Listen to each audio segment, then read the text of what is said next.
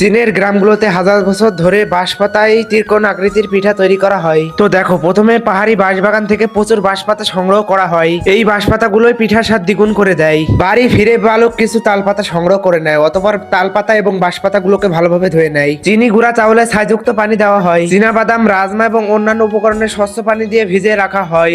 অতঃপর এগুলোকে 24 ঘন্টার জন্য ছেড়ে দেওয়া হয়। ঠিক 24 ঘন্টা পার হয়ে গেলে সমস্ত উপকরণগুলো থেকে পানি ছেঁকে আলাদা করে নেওয়া হয়। এবার পিঠার স্বাদ সুস্বাদু করার জন্য এই উপকরণগুলোর মধ্যে কিশমিশ, মশলা এবং ভ্যানিলা এসেন্স অ্যাড করা হয়। এবার সমস্ত উপকরণগুলোকে ভালোভাবে মেখে নেওয়া হয়।